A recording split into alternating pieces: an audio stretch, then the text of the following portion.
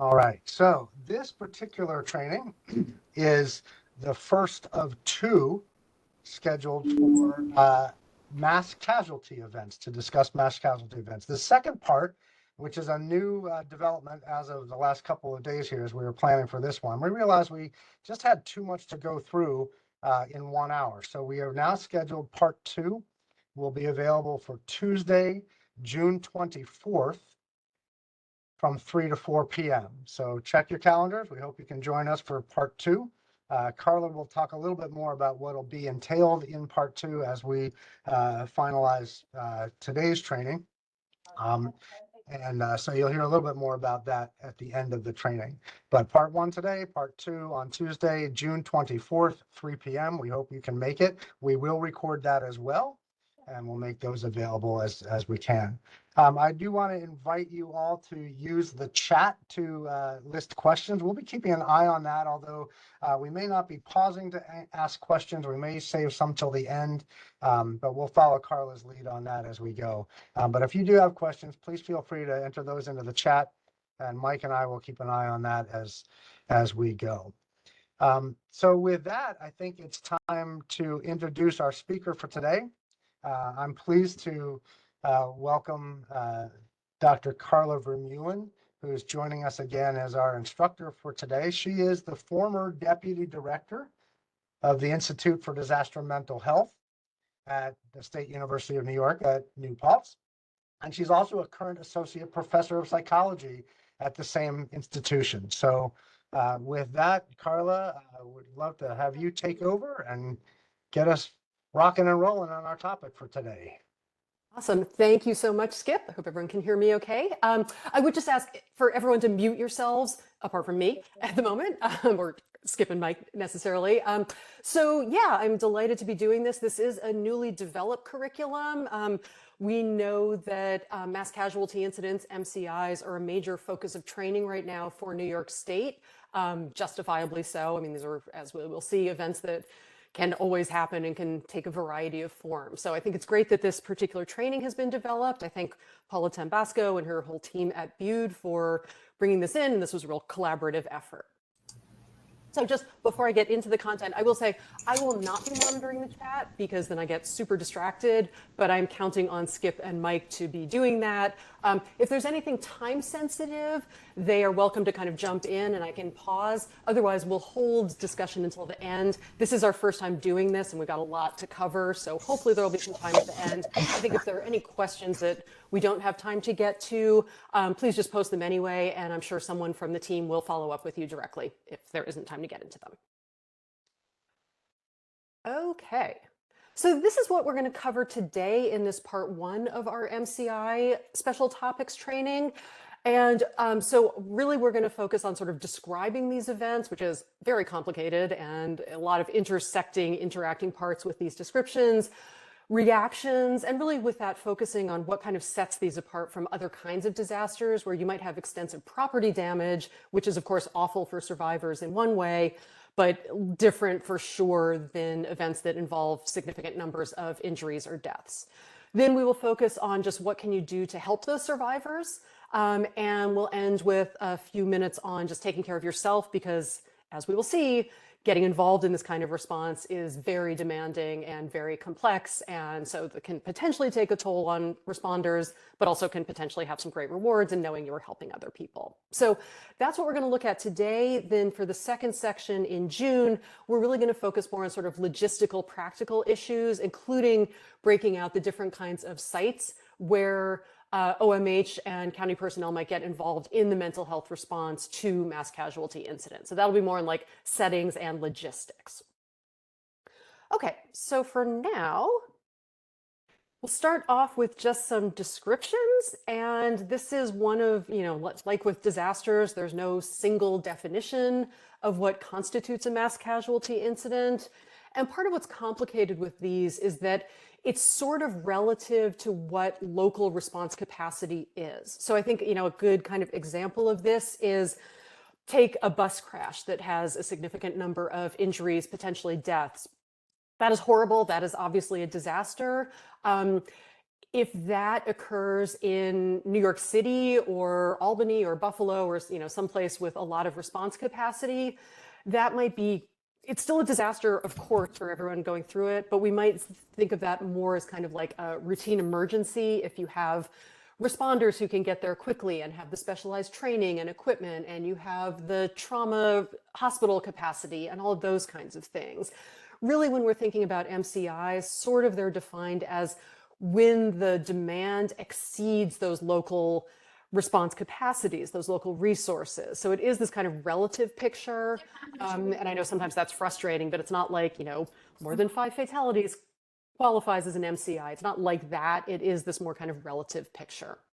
But by definition, as we say, suffering, human suffering is the main characteristic of MCIs. So, we can have hurricanes or winter storms or tornadoes or earthquakes, hopefully not in New York State, but not impossible. Natural hazards, we can have events that cause a lot of property damage, and that's awful. But really what we're thinking about with MCIs is that they do involve death and significant injury. And so not surprisingly, when that is the case, for the survivors, for the people who either experienced it themselves or who lost someone in that particular event, these are some of the kind of characteristics that we're going to be thinking about in terms of what they have experienced during the event, potentially if they did go through it themselves, and then what they are going through now. So I'm going to unpack all of these kind of throughout, but just planting the seeds for now. This idea of traumatic bereavement, deaths that occur in these events, they're sudden, they're unpredicted, there's no chance to prepare for them. Often survivors know that their loved ones did suffer significantly in terms of, fear and or potential injury and physical pain. Often with these events, we don't know the long-term health consequences. I'll come to that as well. And for both responders and the people who went through them, even if you weren't personally injured in them, you might have seen people who were, and that itself is kind of a risk factor of, seeing people going through awful things, difficult, gruesome sights, sounds, smells, all of those issues. And then survivor guilt. That is, we know, common in all disasters. And that can be, survivor, why did I survive? That also can be things like performance guilt for responders who feel like they could have done more, because of course you always could have done more in some way in hindsight. So these are just some of these complicating factors that really characterize these events. So absolutely, mental health needs are going to come out of these. People are going to be somewhere between, stressed to full-blown traumatized, not surprisingly, and they are going to need support for that. So, DMH role is important at all disasters, I personally think, but particularly at MCIs. So we just wanted to include a couple of slides on what really differentiates that traumatic impact from other less extreme forms of suffering. Because, you can go through something that is very awful and difficult, and it's a terrible memory for you, and you wish it didn't happen, and you might still divide your life into kind of before and after. But that's not necessarily the same as for someone who has this actual kind of traumatic kind of experience and then traumatic memory of it. So, for those of you, I think most of you are probably familiar with the post-traumatic stress disorder diagnostic criteria. But, PTSD is one of the few diagnoses where there's an actual external cause for it. It's not kind of internal, chemical imbalance kind of thing. And the characteristics of those experiences include exposure to actual or threatened death or serious injury, and having directly experienced that or witnessed it in others. So once again, sort of by definition, people who go through an MCI automatically kind of meet that diagnostic criteria. So we certainly expect to see higher rates of PTSD after MCIs than things like more, natural hazards that didn't have that element. And I just think it's always important for responders to understand that when people have had these traumatic experiences, those are processed really differently in our brains. So I like this kind of image. We use this a lot of sort of the one on the right is sort of the neat, orderly brain where, yes, maybe some of those are bad memories or bad experiences, but it's kind of cohesive. It all kind of sort of fits together in terms of how someone remembers their past, processes their present and their future. The traumatized brain, the one on the left, it's all over the place, right? Those pieces are not fitting together. They're taking up more space than they otherwise would. And that, I think, is kind of a visual, simplified, obviously, representation of how different these kinds of memories are for people. You know, traumatic memories are really often vivid and visceral in some ways. They're very sense-based, but they're also often really incomplete in other ways. You know, people can often describe in extreme detail one aspect of what they went through, not at all some of the other aspects. And it's not that they can't remember it after the fact, it's that they never encoded that information in the first place because they were so focused on, you know, the classic example of this is if someone is, you know, mugged at gunpoint, they can describe everything about the gun, but nothing about the person holding the gun because the gun was the thing that was activating the terror for them. So, and you know, that can be hard when people can't really describe what they went through. It's also really hard because people often have difficulty putting those traumatic memories into words. And of course, we are probably all aware that getting help, whether that's for PTSD or sort of less clinical kinds of traumatic experiences, almost all of those kinds of interventions require you to talk about what happened. And so seeking treatment and also just the avoidance characteristics of PTSD, people don't want to talk about it, and then potentially they can't because it's just too overwhelming. So I think it's just, you know, important to be aware of that. And even if you're helping someone shortly after the disaster, and we're not looking at any kind of formal, you know, cognitive behavioral therapy or anything, people are not thinking clearly. They are, you know, they can seem scattered or distracted or inattentive. And so just being conscious, they're not doing it on purpose. Their brains are being hijacked by what they have gone through. And I think we also wanted to just address this briefly, that this is not limited to the survivors of these events. Responders as well experience this. I'm not going to get into much detail on this, but this was just one recent study I found looking at the impact of responding to MCIs for healthcare workers. I think this is specifically hospital-based.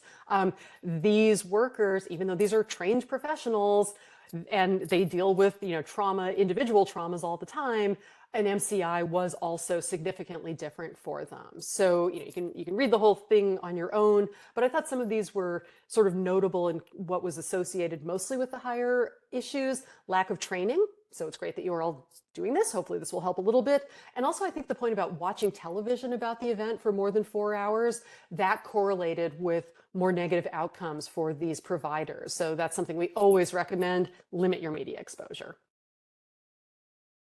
Okay, so the next several slides, I'm just going to go through a bunch of kind of categories of mass casualty incidents.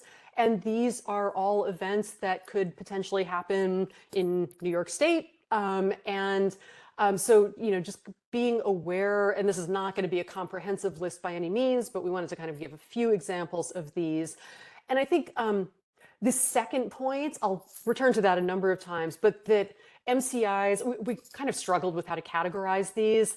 So we kind of grouped them together as in a way that seemed logical, basically, to the team. But as I will talk about, a lot of them fall into multiple categories, or it's kind of like the equivalent of like intersectionality or Venn diagrams. So they can be really complicated because they can have factors between causality and the extent of damage and things like that. So I'll return to that in a moment.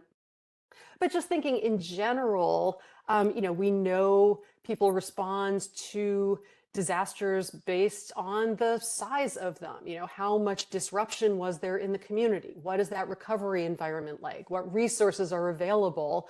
And a major factor also is, does someone perceive the event, to perceive the cause as natural or human caused? You know, was this a weather event that no one could have prevented? Was this a criminal act? If it was human caused, was it accidental? Was it due to negligence? Was it intentional? All of those are factors that are really going to influence how people respond to these events and some of the demand characteristics you might experience. And also, I think we're growing recognition that even natural hazards, you know, a hurricane, a flood, a wildfire, where we typically expect to have people to have less extreme reactions to those on the mental health side, to have less anger, less blaming around them. we're seeing some of these events over and over and over again in the same areas. And so how does that impact? It's not just the 100-year flood that unfortunately took out your home or your community. That has now happened twice in 5 years. So I just think, again, those are things to be thinking about in terms of how that's going to influence people's reactions. And then always just for the responders, and here we're thinking mostly about kind of more first responders, the people early on the scene. Again, how big was this? What resources do they have? Were those resources available, or did they get wiped out during whatever the event was? Is the situation dangerous? You as mental health responders are not first responders, should not be going into an area where there are ongoing hazards, but sometimes we just don't know. I know one person very well who was a mental health responder downtown after 9/11 who developed cancer as a result of their exposure because we were being told, the air was safe to breathe, and it wasn't. So just consciousness of that, and the fact that we don't necessarily know when a setting is safe or not.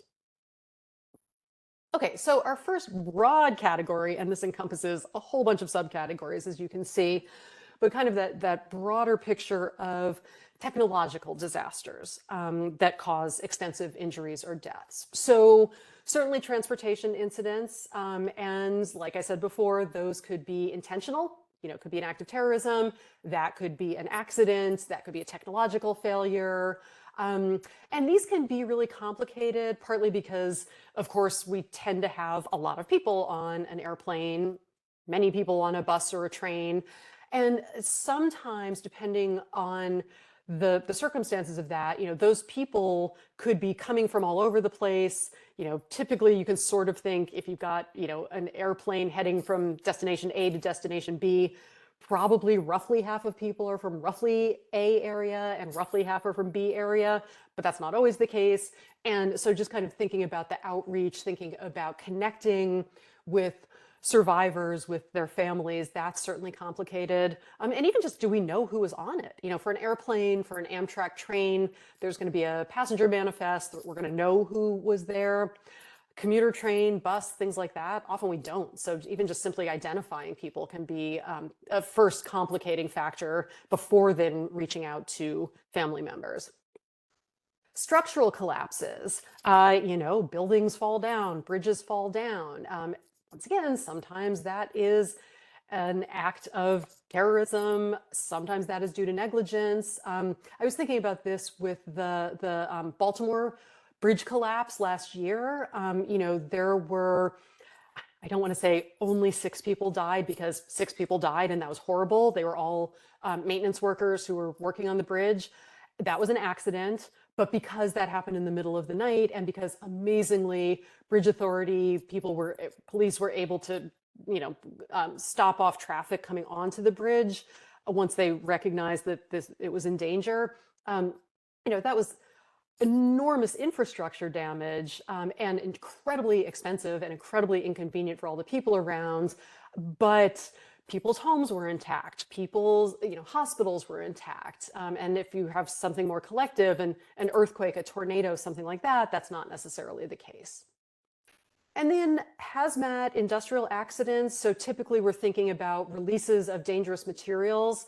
So that could be a train accident or derailment, semi-truck carrying hazardous materials, industrial accident at a factory, at a processing plant.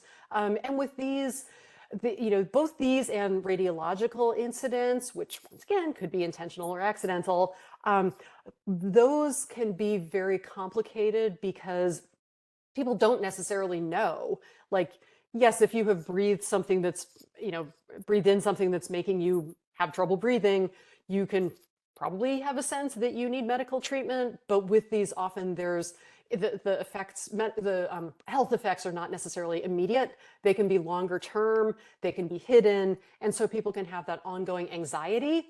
So both you can have people who were exposed and weren't aware of it necessarily, and you can have people who maybe weren't exposed, but they're having, I'm not going to say a panic attack, although it certainly could be, but they're having basically a psychogenic reaction, so that their anxiety symptoms make them feel like they've been exposed. And so now you have what we used to call the worried well, or people with medically unexplained physical symptoms. And so they're going to end up at your hospital, and you're going to have an even bigger surge and have to figure out how are you going to separate people who actually need treatment from those who don't.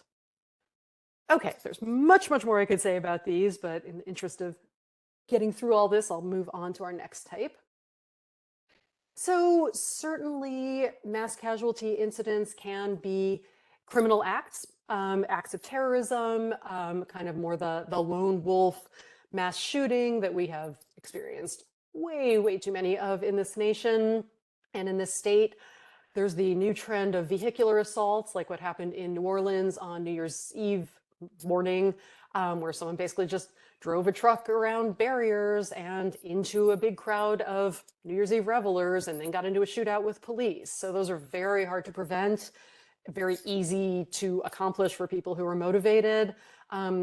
So of course, these are typically going to be the most traumatic for people, because not only did you suffer or your loved ones suffer, but it was intentional. Someone wanted them to suffer. Someone was doing this for some kind of agenda.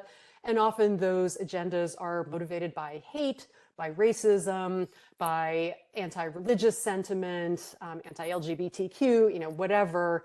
These are, I'm going to go ahead and say it, these are evil acts, essentially. So these are very, very hard for people to deal with. And often perpetrators die in these events, either intentionally, they go into it, either, they shoot themselves in the process of it, or it's suicide by cop, where basically they want that to be the end.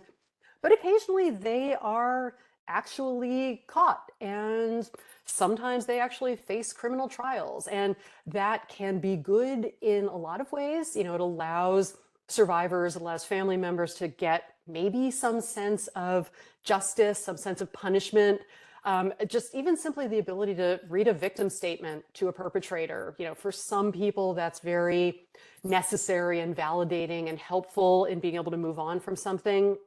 But sometimes those trials don't go the way people want them to. They can stretch on for years, even for decades.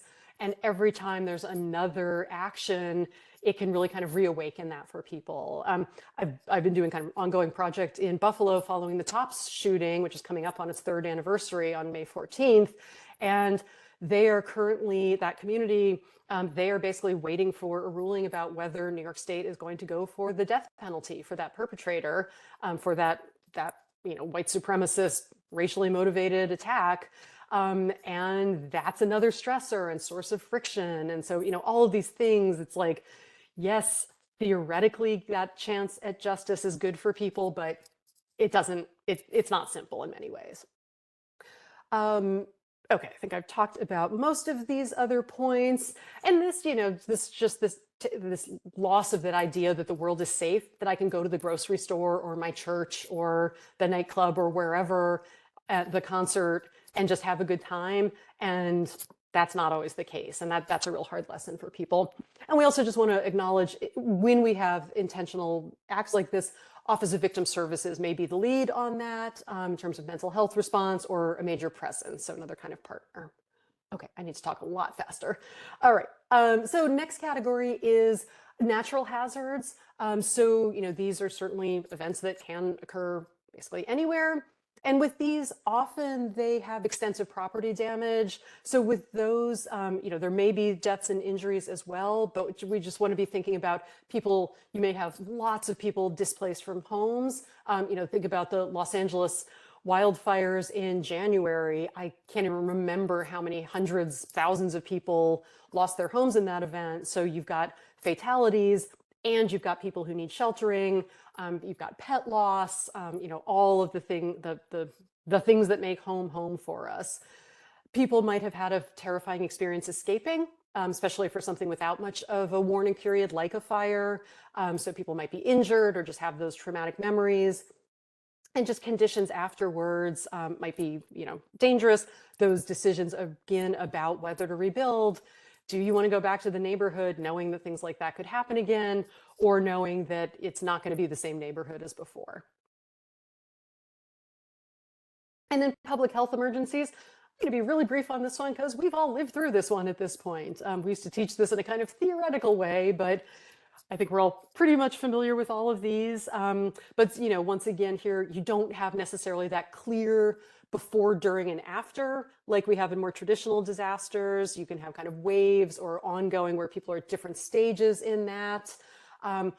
We all know now the impact of social distancing, of quarantining, of having just life disrupted, scapegoating for sure, anger. I won't even get into that. We all saw that. And then, even once we have vaccinations or medications, uncertainty, anxiety about that as well. So I think enough said on public health emergencies. So cumulatively, what does this mean in terms of reactions that you might encounter if you are responding to one of these kinds of events? So basically, hopefully most of you have taken psychological first aid or the disaster mental health training, and we talk in that about this idea of a dose-response relationship, which is basically the bigger dose of exposure somebody gets to any disaster in terms of scope, kind of how big was it, intensity, how bad and frightening was it, and duration, how long did they feel in danger, disrupted. Not surprisingly, all of those measures are likely to be pretty high during mass casualty incidents. So those are very clear predictors of more intense, more extreme mental health reactions. Then also, I've talked about this a lot, but just this idea that that recovery environment is disrupted. So trying to, I cannot imagine what it would be like to be trying to cope with the sudden loss of a family member while staying in a Red Cross shelter. But that is not an unlikely situation, unfortunately. And as I said at the very beginning, these are characterized typically by deaths and or significant injuries. And these deaths are really shocking and unexpected. And also, again, I'll return to this, but funeral rituals are so important, and very often after MCIs, people are not able to follow them. Maybe remains have not been recovered, a plane crash in the ocean, a fire that has basically destroyed remains or made them very hard to identify. I won't get you all, I'm sure, understand the sort of grisly implications of this. But sometimes it's that people's remains basically are evidence. If it is one of those acts of intentional violence, they might need to be autopsied when that might be against a family's wishes. They might not be able to be released for a period of time. And we know many religions prefer to, bury or have those rituals immediately. So there's just a lot of kind of ripple effects with those rituals, as well as just the nature of those deaths. And we'll talk about this more in kind of part 2 of this, but also media is going to be a very present, active observer of all of this, and not necessarily a supportive, non-judgmental observer. So, you have to be prepared to be dealing with the role of doing everything you're doing with cameras, at least in the area. So just a few slides on what this means for responders of getting involved. And, when I say responder, we're probably immediately thinking firefighters, EMTs, law enforcement. But I think with MCIs, we need to really broaden our perspective on who we're considering a responder. And we saw this also during the pandemic. I mean, my colleagues and I started saying everyone is a responder and everyone is a survivor. I think, many of us like to think about, we're the helpers and they're the people who we are helping, but those lines really can get blurred. So just, thinking about this, if you are doing outreach just in your planning, if you're in a community after an event, to just acknowledge teachers can have an essential role in supporting children and looking for signs of trouble and, helping kids get the support they need. But that then is exposing the teachers potentially to vicarious trauma. All of these different groups that you're seeing here, and many beyond this as well. I think anyone who is interacting in a community with any other human beings after an MCI is being called on to be a responder in some way, and they are not necessarily getting the support that other more traditional groups would be sort of recognized in that way. There's a great study that came out a few years after 9/11 that was looking at the traumatic impact, so PTSD symptoms. This was not full-blown diagnoses, but on various kinds of responders. And so they did look at firefighters, police, EMTs. They also looked at sanitation workers. These were the guys who were driving the dump trucks back and forth between ground zero, picking up loads of debris off the pile, driving it to Fresh Kills landfill, knowing potentially they were carrying human remains in their trucks. The firefighters and the police, they got a lot of mental health support. They were treated as heroes, as they should have been. I'm not questioning that at all. The sanitation workers, they were not getting that kind of support. And so they had rates of PTSD symptoms comparable to the firefighters, but no resources for that.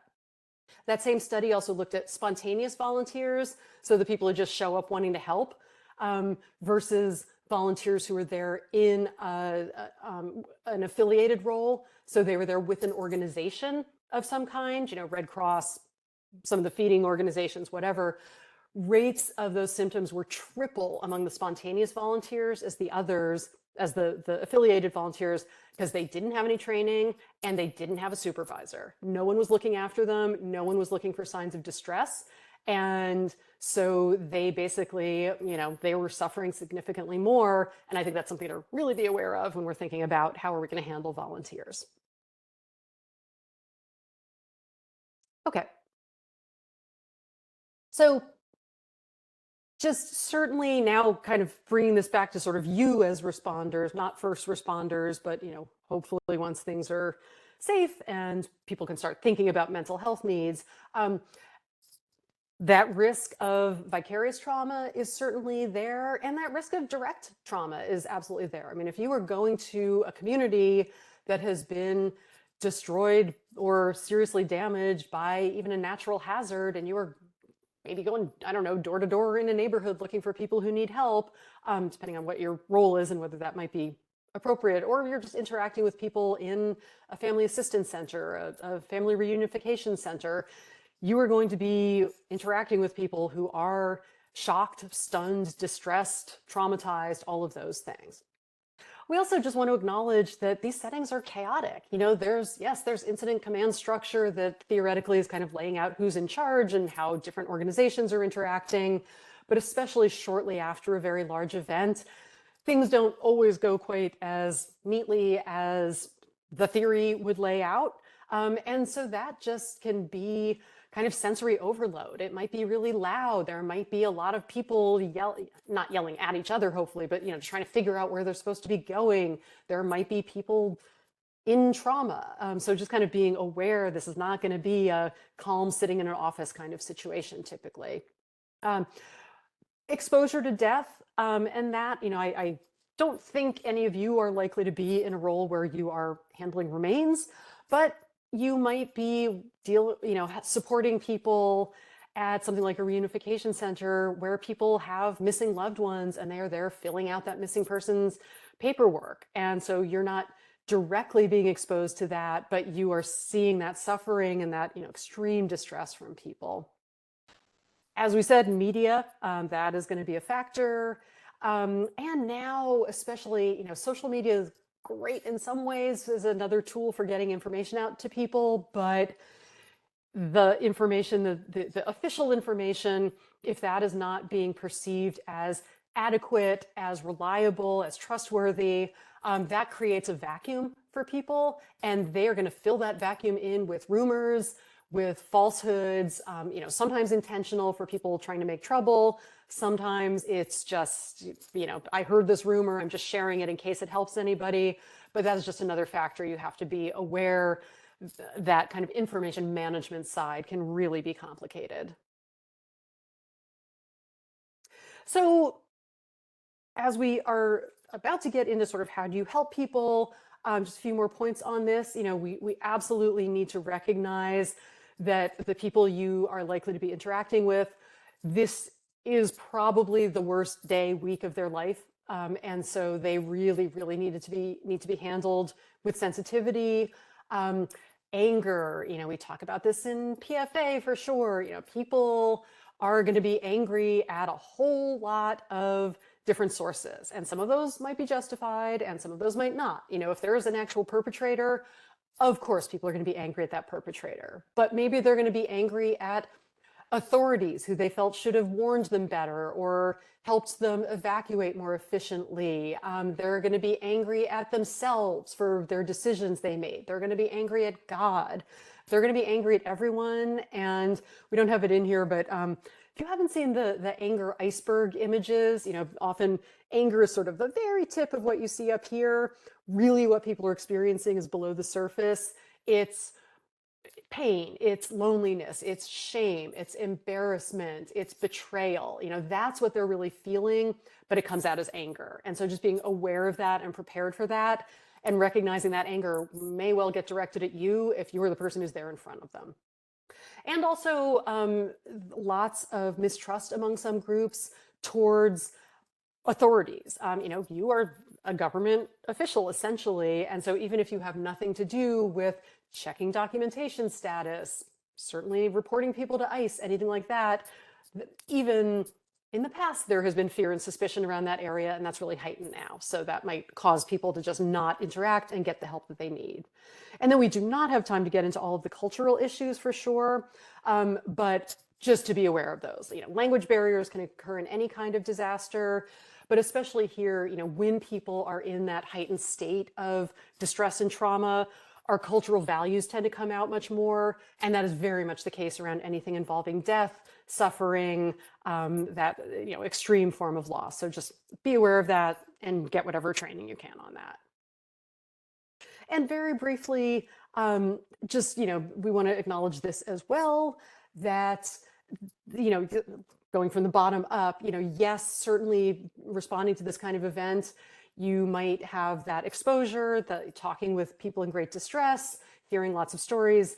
That's going to take a toll potentially on you emotionally. So you need to kind of safeguard yourself against that. But often, we're mostly mental health professionals or people who signed up for this kind of work. Most people, I think, in this audience, I don't know all your backgrounds, but you're kind of okay with that. Like, that's what that's what you're prepared for.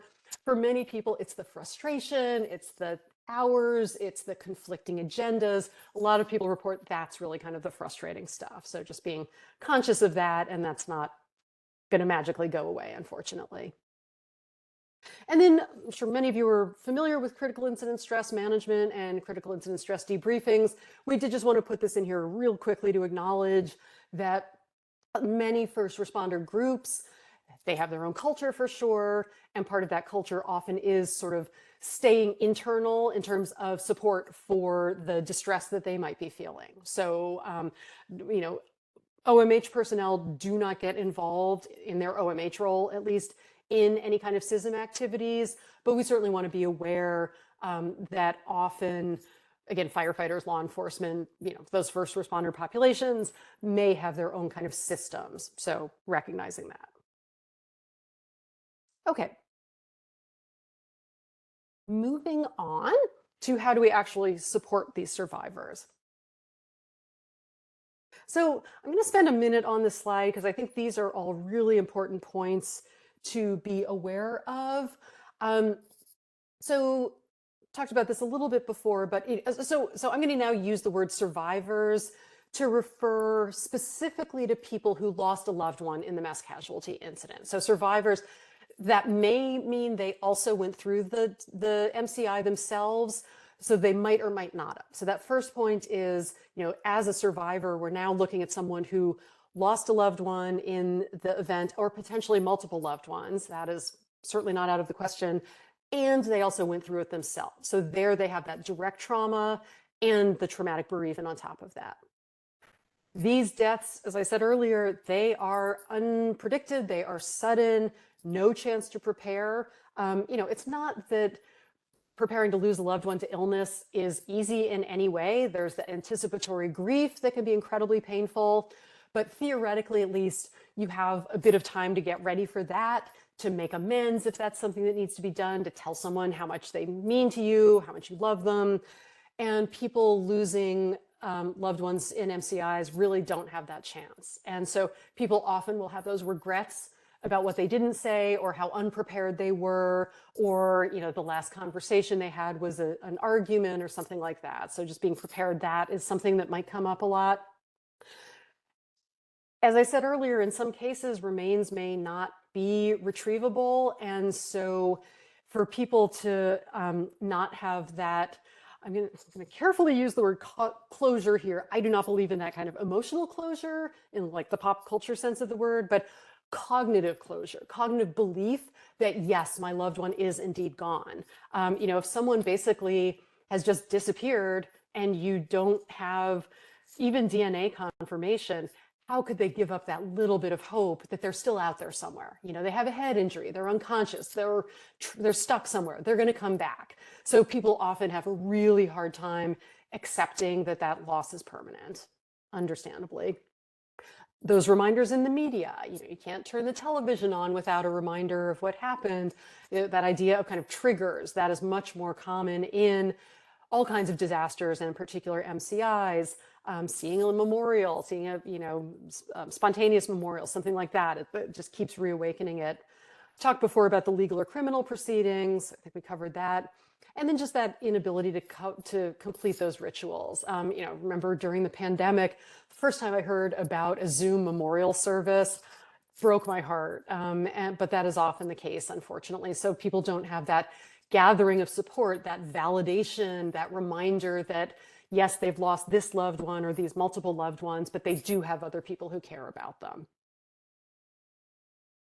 So we have a few slides on talking with people about these kinds of losses, which is not an easy thing to do. I think many people in our culture, hopefully not all of you, but many people are just so uncomfortable around death that we just don't have the language for it. Because I think it's not intentionally cruel or anything like that. It's just we're so afraid we're going to say something wrong that we don't say anything at all. But many people after an MCI, they're going to need to talk about their loved one. They're going to need to tell that story, to have someone listen. And I find that's especially true if you have sort of an event that has impacted a whole community. The natural sources of support you would turn to, your other family members, your friends, your neighbors. If you lost one family member to an illness or something like that, and normally you would talk to your best friend about it or your partner about it, but they went through the MCI as well, so they're consumed by their own losses. They're not there to help you, you're not there to help them. And so that's why having someone come in from the outside can be so very helpful, because if you are coming into that community, you are not dealing with your own losses. Presumably, you're just there to help them. So that is a real service that you as a deploying responder can provide. So just a few basic things to be aware of. Emotions change. Sometimes they change gradually. Sometimes they're a real roller coaster, and someone will just go back and forth between being very tearful to being very angry and back and forth again. Very often people will be numb. They'll have that disbelief. They'll say, I must be dreaming. This can't be real. They're sort of shut down emotionally. Perfectly to be expected. Not surprising at all. And I think, sometimes people are just, I always describe it as they're in survival mode. They just have to get through this event. They cannot afford, I would say this, open up that box of feelings, because once they do, they're not going to be able to put that lid back again. And we have definitely learned, partly from the overuse of debriefings, that we don't do people any favors if we are encouraging them to talk about something when they are not in an environment where it is safe, both physically and emotionally, for them to do that. If they have to just kind of keep functioning in survival mode, getting them to talk about their loss, not helpful. That's going to take some time. This idea of honeymoon period, we always talk about that in sort of typical responses to disasters. Do not expect that at all in a mass casualty incident. And then just the second point and the third point really interlock together. People are tremendously different in how they're going to express their emotions. Some people are very emotive, very expressive about it. Some people do not feel comfortable with that, and some of that is gender, some of that is cultural, how they've been kind of socialized, what's expected, but some of it's just individual characteristics. And so we just have to be really careful not to judge someone. Just because someone's not showing their suffering doesn't mean they're not suffering internally. So keeping that in mind.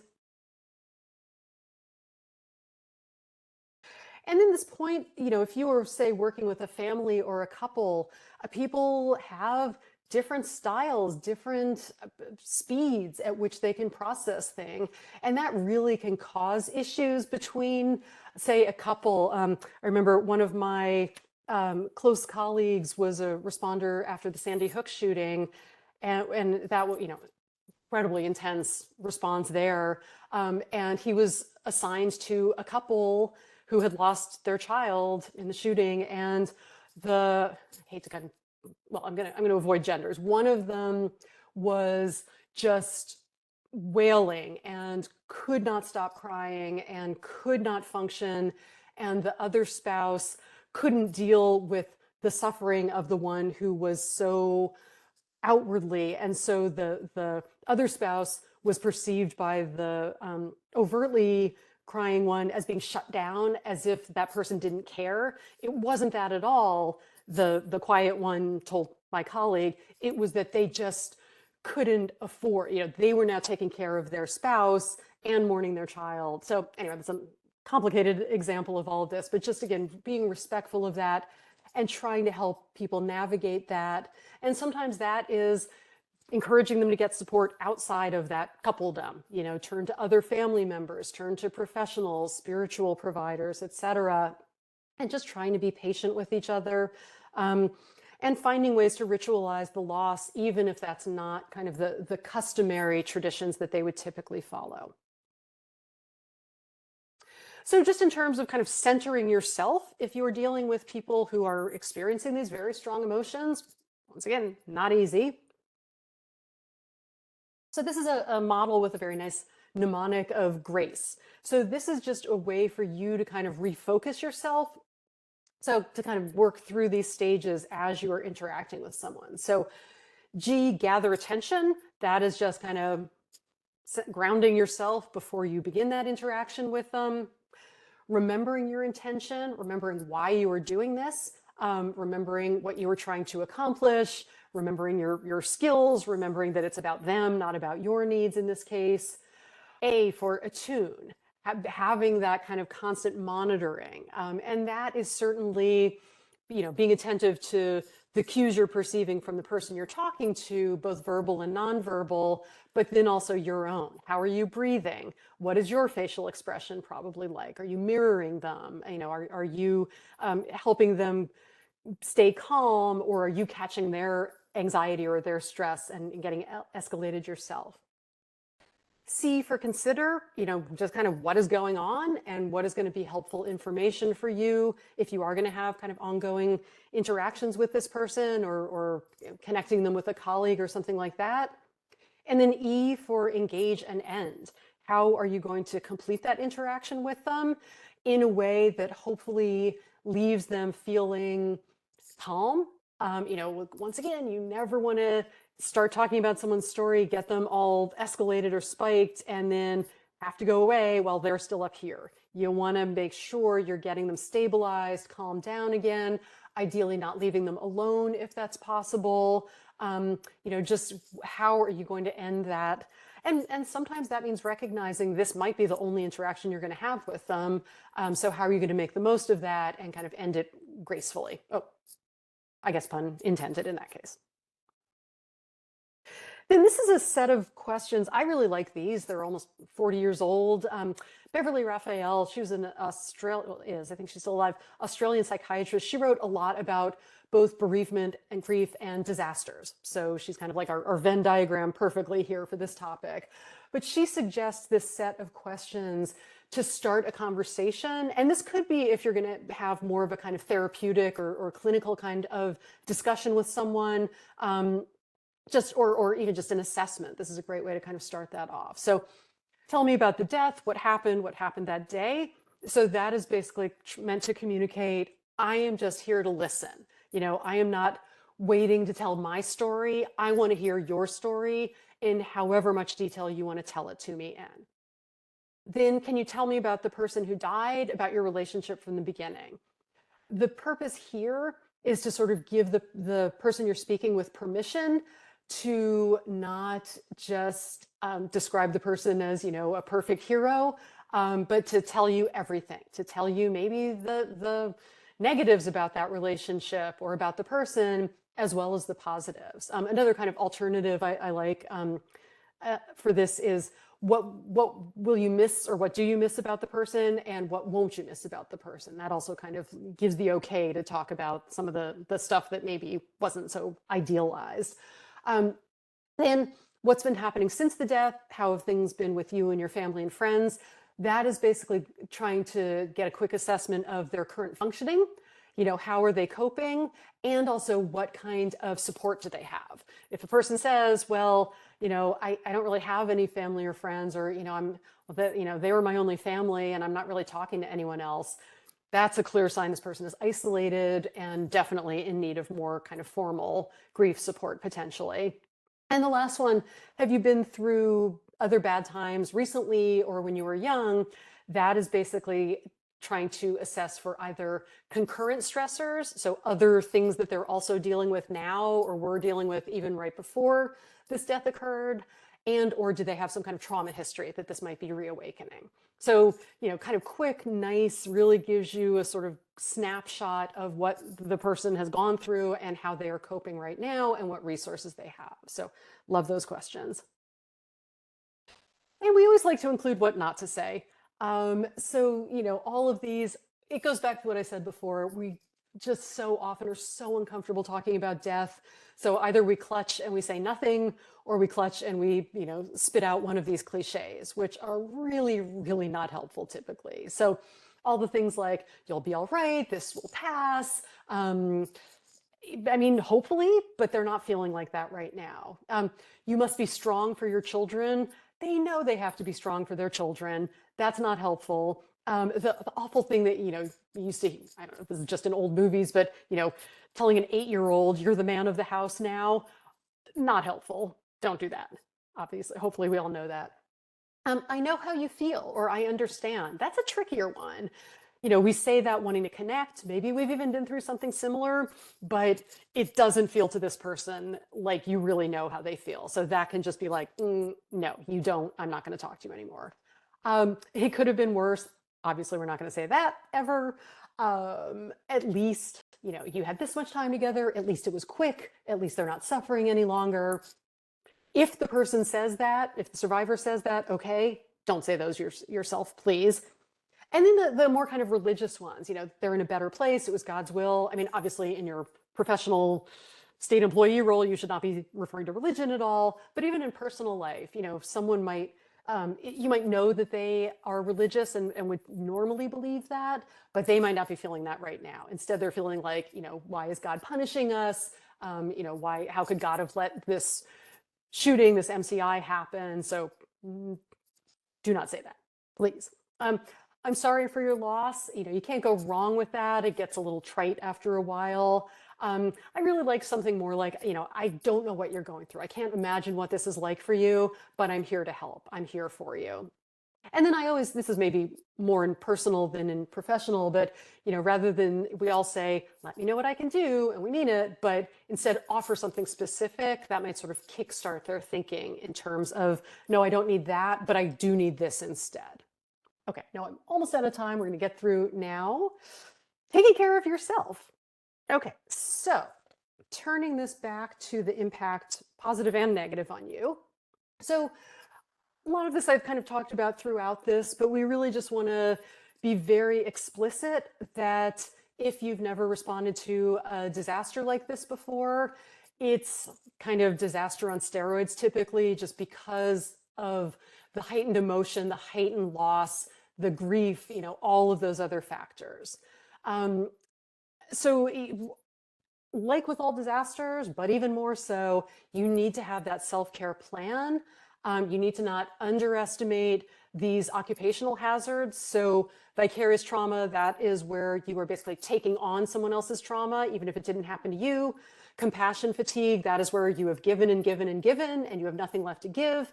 And burnout, more generally, you just been doing it too long, and once again, nothing left to give. So these can usually be avoided, but please, as in all trainings that I do at least, really encourage you not to think of self-care as selfish, but it should be part of your job description, because if you're not practicing it, you're not going to be able to keep functioning it.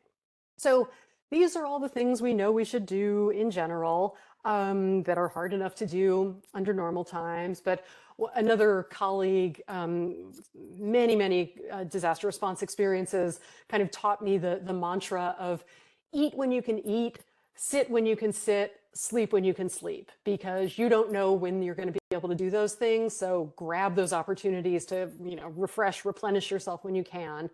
And I will also draw your attention to limiting media exposure. Remember the study I talked about at the very beginning, that the people who were watching more television about the MCI they responded to had much worse outcomes. So do not be constantly, and that means both, television, but also social media. You get an occasional update and then turn it off. And then I really want to make this point clear. Often people are okay during the deployment because they're just going on adrenaline. They're feeling, rewarded and like they're really helping people. That kind of tempo is just kind of, full blown. It's when they come back home, back to sort of their normal day jobs, that they can crash a little bit. And we see this also with, deployed military personnel. They can function well, they're doing what they are supposed to be doing. It's when they get back to normal life that it really hits them. They start really processing what they've been through that maybe they just have not even had time to think about. And also maybe dealing with, ramifications of having been away. Is your partner annoyed that they've been doing all the household stuff? Are your kids upset you were away, or your coworkers? So just don't underestimate these as well. Some big, some small, but it's really great if you have someone who understands this you can talk to. That might have been someone you were deployed with, so you really have literally shared that experience. That might be a supervisor, that might be your own counselor or spiritual care provider, whoever it might be. And last point, oh, look at that timing. We want to end on a high note. As hard as responding to MCIs can be, it also can be incredibly professionally and personally rewarding. I'll kind of let you read through some of these potential positives. But, this really can be a chance to take all of your skills and your training and your empathy and your desire to help people and really be there for them on, as I said before, literally the worst day, the worst week, the worst month of their life. So, we hope people will consider being involved in this kind of thing, getting the additional trainings that you need to be able to do that, including the disaster mental health training, if that is appropriate for your position. And yeah, so we really hope that you will join us for the second part of this, when we'll get more specifically into some of those response settings and some of the other logistical stuff. And this is the main email address. You probably all know this already, but this is the address that you can reach out to just with any kinds of questions. If there's anything, I know we're sort of out of time for questions, although I can hang out for a few more minutes if there are any. But that's kind of your main contact info at Office of Mental Health at Bude. The team there will absolutely get back to you. And that was a lot of information. Hopefully that wasn't too fast and people could actually absorb that. But yeah, if people have any questions, I am happy to hang around for a minute. I'll let Skip feed me any if there are ones I should try to get to. Carla, I've not seen any questions in the chat so far, but thank you so much for a great job. And look what you did, right on time. Excellent. Nice work. We really appreciate your expertise and your willingness to do this with us. So thank you very much. And thank you all for joining us today. We look forward to having you with us the next time around. And yeah, we'll stay on for a couple minutes.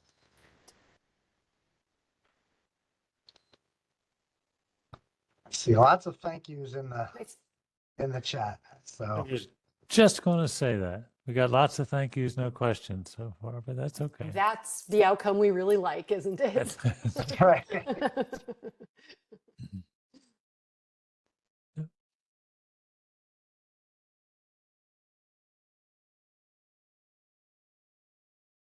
This is why we broke it into two parts. Right, Yes, yes, that was a good decision. I do see a couple folks who appear to be sort of hanging on, staying on board.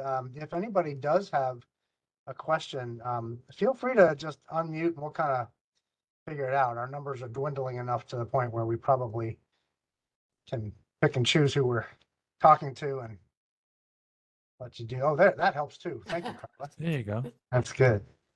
Paula, you, in one of your earlier slides, you referenced you gave a citation for a public health article. Could you post that in the chat or Yes. I'll take care of that, Carla. thank you. Okay, awesome. Thank you, Skip. That was that first one, right? Great presentation. Yes, thank you. Hopefully it was actually helpful for people. So I'm just going to put the citation in the chat now. There you go, Ed. Thank you, Skip. Okay, you bet. Got it.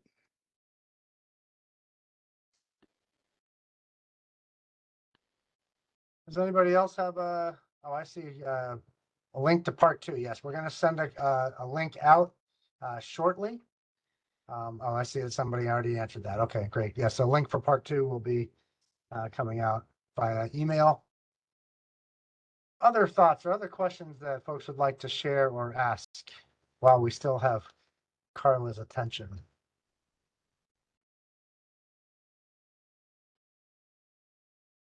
All right. Well, hearing silence, I'm going to suggest that no one has questions and folks are just hanging on just to enjoy the questions and enjoy each other's company. So we'll end. I'm going to stop the recording now.